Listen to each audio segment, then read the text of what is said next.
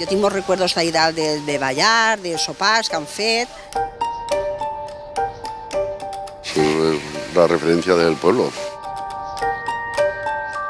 Vaig néixer a Israel, les meues nenes, i anava donant-les el dinaret i tot ahí dalt, i les festes del poble. La otra puerta de allá la hicieron para comunicarnos con un silo, porque ahí se escondía la gente que venía de Madrid, que tenía mucho miedo cuando sonaban las sirenas, porque venía la pava, que era de Franco, y venía a bombardear. Inseparables de la vida del pueblo. Los silos de Burjasot han sido generación tras generación escenario principal del esparcimiento y recreo de los habitantes de esta localidad valenciana.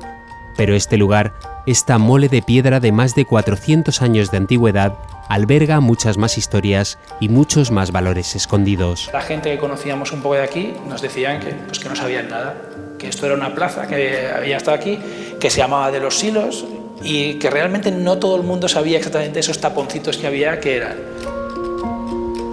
Desde que dejaron de usarse en 1931, porque las necesidades de Valencia ya no eran las mismas que las de siglos anteriores, quedaron bastante en el olvido.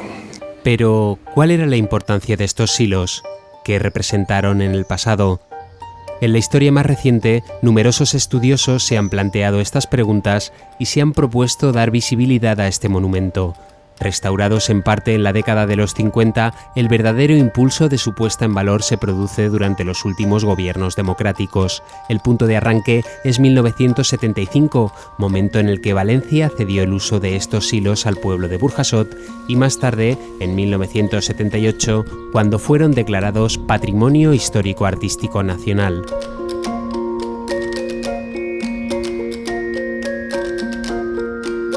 Si conocer la historia más cercana es una parte más de la cultura, si diversas instituciones, universidades e investigadores se han involucrado en esta puesta en valor, es momento de que el pueblo destape estos silos de Burjasot.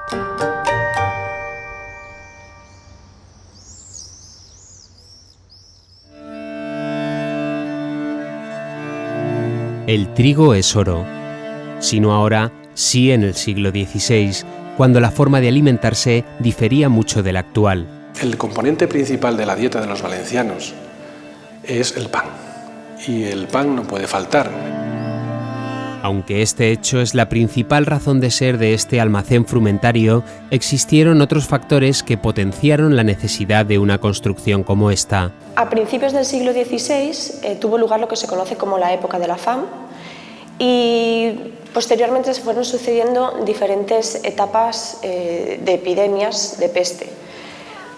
A mitad del siglo hubo un incremento de la población en la ciudad de Valencia. Valencia nunca ha sido deficitaria en trigo en condiciones normales, pero cuando la climatología es adversa hay un déficit tremendo. Aparte de las muertes y enfermedades, de las tragedias personales y humanas que puede acarrear una crisis de hambre, existe otro peligro: el desorden social. Y ya habían ocurrido varias veces distintos episodios en Valencia, como en 1503, donde los propios jurados pues tuvieron que salvaguardar su integridad porque si no corrían sus vidas peligro. Casi todas las revoluciones han venido derivadas por un episodio similar, por una crisis de subsistencia, incluso la Revolución Francesa. Pero contar con reservas de trigo en una ciudad tan húmeda como Valencia no resultaba sencillo. El trigo se puede deteriorar con facilidad. Aparte de eso, pues los insectos, los roedores, los propios robos del trigo, porque era un bien muy preciado, pues hacía que se almacenara en unos almacenes, valga la redundancia, que se llaman botigues.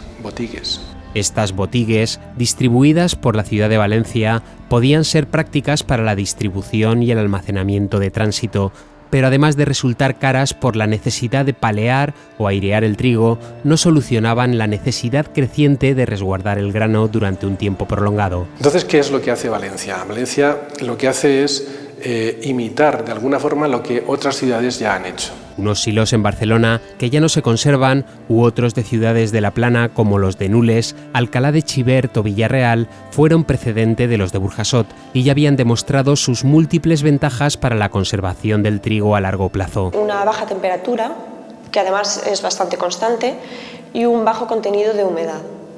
Si a esto le sumamos la condición de creación del vacío cuando se cierra el silo, pues tenemos unas condiciones de almacenamiento idóneas que permiten guardar el trigo durante un periodo prolongado sin tener que remover o airear el trigo para que no fermente. Y eso además tiene ventajas económicas. Se dan cuenta que teniendo en los silos mucho trigo es como si tuviéramos en un banco lleno de dinero o de oro. Silos llenos, precio del trigo en origen es bajo. Silos vacíos o no existentes, precio del trigo en origen es alto dependiendo de la demanda. Pero, ¿qué es un silo? Un silo es un almacén de grano subterráneo y seco. Consta de varias partes. En la parte superior están los elementos de cierre que se pueden observar desde el exterior, la tapa y el brocal. Una vez abierta la tapa, estarían la boca y el cuello del silo, un espacio de tránsito cilíndrico entre el exterior y el interior. Y adentro se pasa por la cúpula para llegar a la cámara, que es el silo propiamente dicho, con su habitual forma de botella.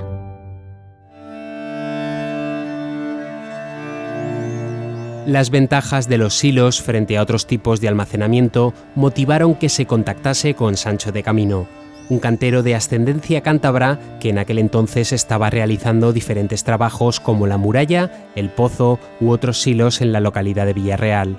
La ciudad de Valencia pues decidió hacer una prueba. Entonces contrató para ello a Sancho de Camino. Como experto cantero pues lo contratan, él busca el sitio adecuado en la contribución de Valencia, en la particular contribución de Valencia, y realiza un experimento que son los 3 primeros silos. Se hizo una prueba en 1573 y al año siguiente, en 1574, se extrae y se dan cuenta que ese experimento ha funcionado. En la búsqueda de este sitio adecuado para la localización de los silos, es probable que Sancho de Camino recorriera las distintas lomas que hay en Burjasot, en Benimamet o en Godella, aunque todas ellas tienen unas características climatológicas y geológicas similares, con una composición caliza combinada con arcillas de naturaleza seca que permiten excavar con facilidad. Existieron otros factores que acabaron por decantar la balanza por este lugar de Burjasot. Estaba muy cerca del camino real de Aragón y también tenía otro camino particular propio, que era el de camino de Burjasot a Valencia. A esta ventaja comunicativa hay que sumar otros factores de tipo político que favorecieron la elección de este lugar frente a otros que reunían características similares y que también se encontraban próximos a Valencia. El señorío de Burjasot, que hasta 1568 había pertenecido a la Almoina, pasó ese mismo año a manos de Mosén Bernat Simó. Bernat Simó era un antiguo racional de Valencia, un personaje muy influyente, muy importante, y adquiere el señorío porque era la tendencia de los ciudadanos era convertirse en nobles, y si tenían un señorío pues tenían muchas más posibilidades de que su familia se ennobleciera. En 1568 adquiere el señorío y en 1573 pues por casualidad o no, porque eso no está aclarado, Valencia, el Ayuntamiento, el Consejo de Valencia decide excavar los primeros silos en Burjasot. Había formado parte del gobierno de la ciudad de Valencia, entonces tenía algo de influencia para tomar partido por este punto frente a otros. Es jurado en 1573 y en 1574 se convierte en el administrador de las obras de los silos. Es decir, es muy probable que dijera, señores, es que este terreno es de Burjasot. Como eran los que mandaban, pues dicen, pues vamos a ponerlo aquí, no hay que pedir permiso a nadie. Y si hay que pedir a alguien, pues nos dirá que sí, porque San Bernat Simó era también miembro del Consejo. Con la perspectiva de poder almacenar en marcha, el gobierno valenciano tenía que solventar cómo mantener estos silos llenos. Para ello se recurrió al granero del Mediterráneo. En paralelo, empieza en 1571-1572, empieza a traerse trigo de forma masiva con grandes cantidades de trigo en grandes barcos desde Sicilia. A las ventajas que aportaba este floreciente banco de trigo se sumaba una más. Estos grandes barcos no volvían de vacío, sino que muchas veces se cargaban de productos valencianos, de forma que se favorecía el comercio. Todos estos beneficios propiciaron que con el paso del tiempo los silos fueran creciendo en número. Ampliaciones medio improvisadas que explican el porqué de la disposición irregular de algunos de los silos en la plaza. Los silos se fueron construyendo un poco sobre la marcha, por así decirlo. Todos los silos que están dispuestos de forma irregular, sin seguir ningún tipo de patrón, pertenecen a la primera fase de la construcción. Esta primera fase abarca desde 1573 hasta 1580. Esta fecha de 1580 fue clave para la redistribución o la reorganización de los silos, ya que en esta fecha se construyó la muralla perimetral que protegía las tierras y también el grano. Y a partir de 1580, una vez delimitado ya el espacio de la explanada o de la plaza donde se construían los silos, se excavaron los silos paralelos a estos muros. Pero los silos no crecían solo en cantidad, sino también en capacidad. En la explanada nos encontramos silos desde 150 caíces hasta 1400 aproximadamente. ¿Pero qué es un caíz? Un caíz es una antigua medida de capacidad para granos, previa a la instauración del sistema métrico decimal. Los silos se medían por caíces y cada caíz equivale aproximadamente a unos 200 litros. Como curiosidad, decir que los caíces, al igual que otras unidades de medida, variaban mucho en la antigüedad dependiendo de la región en la que uno se encontrase. Entonces, los silos de menor tamaño, entre 150 a 220, se encuadran en la primera fase de la construcción, incluso algunos de mediano tamaño, de 600 caíces, y a partir de unos 700-800 caíces se engloban en la segunda fase.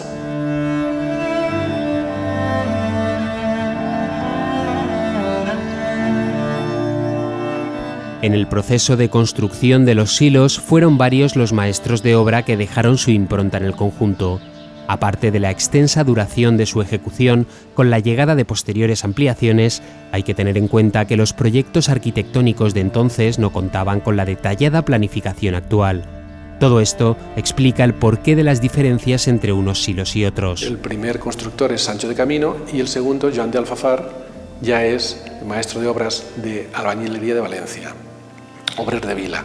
Y el tercero en importancia pues es Agustín Roca, que también tiene el mismo cargo. Hay otro personaje muy importante que es Miguel Porcar. Los albañiles que posteriormente trabajaron en los silos copiaron la idea de Sancho de Camino, pero lo hicieron en ladrillo. Como estaban acostumbrados a hacer cúpulas de las iglesias, pues dijeron, pues esto hay que hacer una cúpula con una linterna arriba, que es la boca del silo. Si hay algo que hace a estos silos genuinos es su condición de conjunto arquitectónico con sus elementos adyacentes. El pozo, las botigues laterales, conocidas como embarronats, o la propia ermita son elementos en su momento funcionales que hoy conforman la típica estampa del recinto. La ermita de San Roque, actualmente, en el estado actual de la investigación, creemos que es de 1573-1574, justamente cuando se empiezan a construir los silos de Burjasot. En aquella época la religión tenía un papel muy importante para la sociedad. ¿Por qué San Roque? Porque San Roque es el patrón protector contra la peste. Y la peste en ese momento es prácticamente el mayor azote de todas las sociedades occidentales. La peste está asociada al hambre, es decir, si hay malnutrición, hay más posibilidades de que la peste bubónica se apodere de las personas que están débiles. Además, el trigo era fundamental para la alimentación, entonces era como una especie de consagrar este alimento sagrado para la población. La funcionalidad de las construcciones anexas queda patente al observar su simplicidad. Una cubierta a 2 aguas con un espacio cerrado para el almacenamiento y otro abierto para poder airear el trigo sin que se moje son las características más llamativas de los embarronats, las botigues de los silos de Burjasot.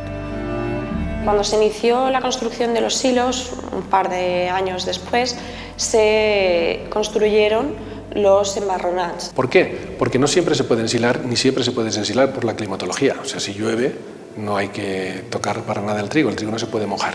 Juan de Ribera es el arzobispo y se queja de que en la ermita de San Roque no se pueden hacer misas con comodidad porque hay un trasiego tremendo de ensiladores, operarios, que están sacando, metiendo trigo, etc.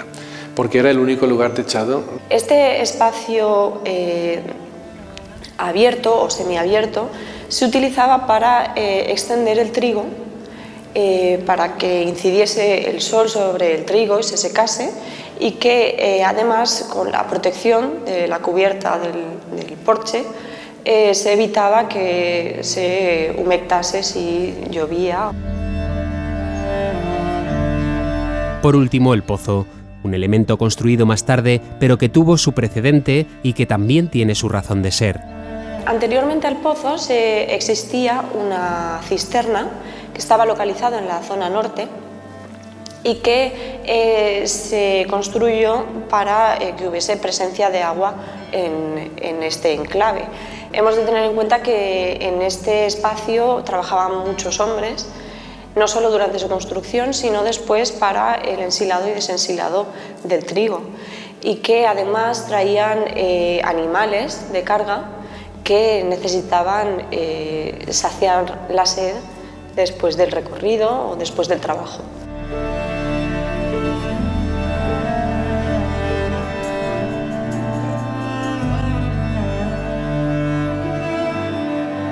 Valencia fue durante siglos una de las urbes más importantes del arco mediterráneo y los silos de Burjasot ayudaron a sustentar esta situación.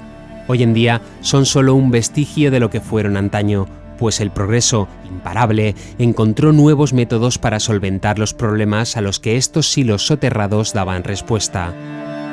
Hacia finales del siglo XIX se comenzaron a alquilar algunas dependencias y algunos silos a particulares.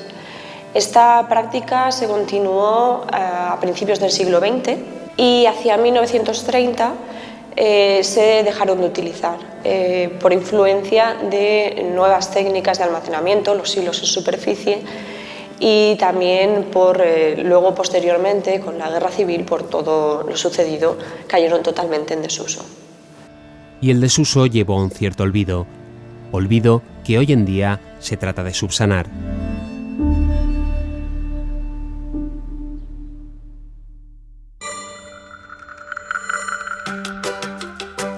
Dimensionar y plantear la restauración integral de los silos. Con este objetivo en mente se producen las últimas investigaciones en el monumento, fruto de la colaboración entre el Consistorio de Burjasot y la UPV, la Universitat Politécnica de Valencia.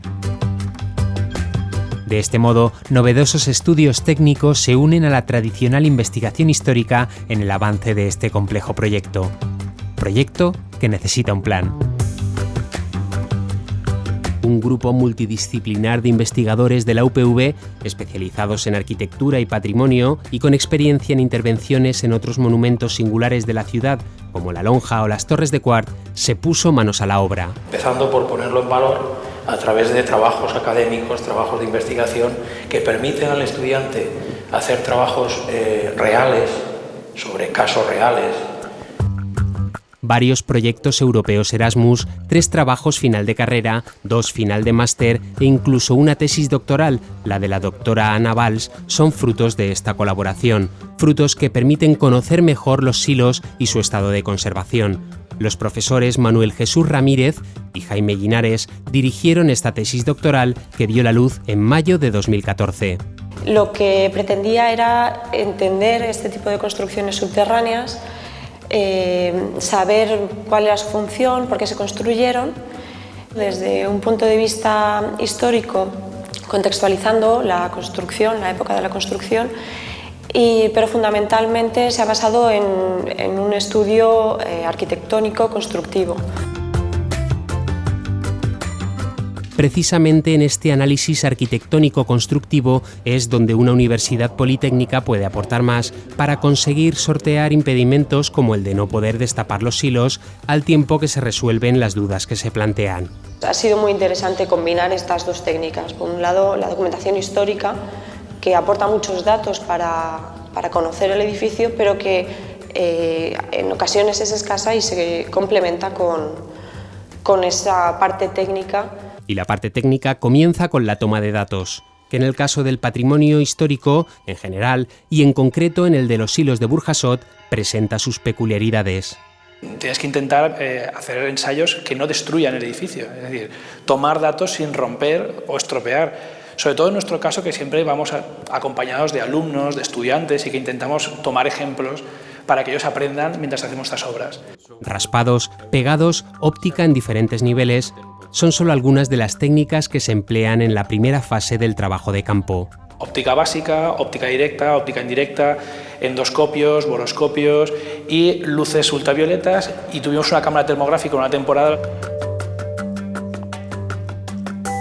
La conclusión de esta primera etapa serán unos buenos planos del recinto, una herramienta fundamental para intervenciones posteriores que habitualmente no presenta grandes dificultades. Nosotros estamos acostumbrados en la arquitectura a que el levantamiento de planos es algo que habitualmente, como son líneas rectas, es una edificación más cómoda, se llega, se toman 5 o 6 puntos de medida, unas fotos, se rectifican y después puedes sacar lo que son alzados, secciones. Pero los silos, al ser construcciones manuales, son irregulares. Por esto se optó por emplear una técnica especial, el láser escáner 3D. Se coloca una estación láser que lo que va haciendo son cortes perfectos y obtienes una nube de puntos, y esa nube de puntos te da un modelo tridimensional perfecto al detalle de lo que se tiene.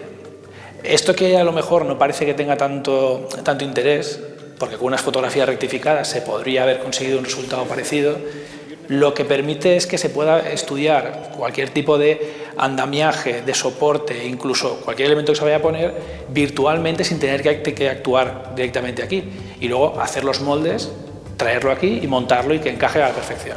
La última campaña de esta primera fase consistió en la geofísica aplicada. Con el paso de un georradar por la superficie de la plaza, los investigadores han podido ver los diferentes estratos que hay debajo. De nuevo, una técnica no destructiva. Una onda electromagnética que la lanza a un medio, rebota, que le llamamos reflexión, y nos vuelve. Con esos rebotes o esas reflexiones vamos teniendo imágenes del terreno o dentro de un objeto material. Las reflexiones se producen cuando la propiedad electromagnética de los medios cambian. Entonces, si cambia, quiere decir que es una cosa diferente. Se ha tratado patología en el interior de los silos. Se ha tratado el tema de muros, y hemos detectado que hay más silos de los que se ven ahora, de esos 41 silos. También se ha detectado si están totalmente colmatados, es decir, rellenos, o siguen estando vacíos. Otra de las cosas que se ha hecho es estudiar el pavimento de los silos. Mientras recababan todos estos datos, tanto los investigadores como el consistorio de Burjasot se dieron cuenta de que había llegado el momento de divulgar todo este conocimiento a la ciudadanía. Esto dio ya lugar a que el ayuntamiento nos diera una financiación decorosa que nos permitió hacer una exposición que está presente aquí en el propio conjunto monumental, establecer la apertura de los silos para que la ciudadanía vaya conociendo su patrimonio oculto. Todo lo que se ha descubierto hasta ahora a nivel histórico y a nivel constructivo y arquitectónico se plasmó en una exposición y en un pequeño catálogo para que se pudiese entender, digamos, los paneles se pudiesen seguir con una guía escrita. La exposición es un intento de cambiar el objetivo o la visión de divulgación científica que se tiene hasta ahora. Nosotros, al venir de la universidad, el tema de divulgación científica siempre se asocia a revistas de alto impacto, revistas internacionales, o todo lo contrario, exposiciones, pero exposiciones de la propia escuela de arquitectura o de ingeniería de edificación, es decir, exposiciones escolares. Nosotros hemos intentado cambiar ese ámbito y dar un salto. La de la UPV solo es la última piedra en esta gran obra de la puesta en valor y restauración de los silos. En este camino son muchos los investigadores que han dejado su huella en la historia de este monumento, huella que ahora también pueden dejar los alumnos a través de sus trabajos en la universidad. Todos estos esfuerzos ya están calando en la sociedad. La ciudad de Burjasot ya se está empezando a dar cuenta de lo que tiene, gracias, merced a eso que hemos dicho, exposición, tesis doctorales, que se expuso aquí, charlas que se van a hacer y conferencias, un gran proyecto que está impulsando el ayuntamiento, que tiene que ver también con la imagen, estudiando hasta el mínimo detalle un marchamo para los silos, una forma de organizar las visitas culturales, una publicación que hicimos junto con la de otros investigadores de aquí de la propia ciudad. Es decir, que se va haciendo marcha, se va haciendo camino. Un camino del que queda mucho por andar, sobre todo en el terreno de la investigación, aunque ya hay propuestas encima de la mesa. Hemos hecho un trabajo enorme que, una vez concluido, nos permite ahora poder plantear propuestas para su recuperación. Creo que sería muy interesante y muy conveniente también realizar una intervención de conservación del conjunto monumental. Pero para que esta intervención se pueda llevar a cabo, primero han de terminar de coordinarse los diferentes actores responsables de la conservación del monumento. La envergadura de los costes de rehabilitación del patio de los Silos, que en el borrador o en el estudio previo que ha hecho la Politécnica de costes para hacer la rehabilitación se sitúa entre 5 y 7 millones de euros, evidentemente para el presupuesto municipal es un coste, ese presupuesto, que no puede abordar solo. Mientras se desenmarañan las cuestiones administrativas que permitirán la obtención de los recursos económicos necesarios para la rehabilitación, la investigación continúa y continuará durante mucho tiempo en los silos de Burjasot. Solo así, a través de su comprensión, llegarán a estar en el lugar que se merecen. Los silos son bastante más que un granero. Los silos son un monumento único en el mundo. No hay nada, absolutamente nada igual. Debería ser un patrimonio de la humanidad, debería ser considerada así. Hay muchos valores culturales que están aquí soterrados y por eso es por lo que nos interesó muchísimo estudiar este conjunto monumental, no solo por el oprobio, por la situación oprobiosa en la que se encontraban, sino también por el compromiso ético nuestro como universidad de sacar a la luz el patrimonio. El pueblo de Burjasot le tiene que agradecer a la Universidad Politécnica la forma en la que ha volcado tantos recursos de una manera totalmente callada, porque ni siquiera la Universidad Politécnica ha publicado estos esfuerzos, ¿no? Y se ha invertido un trabajo muy importante en estos 6 o 8 años de investigación aquí en el patio de los Silos. Con muchos interrogantes por resolver, continúa la historia de uno de los monumentos más importantes de la comarca del Horta. A través de la concienciación de toda la sociedad, cada vez estará más cerca la restauración y rehabilitación de estos silos de Burjasot.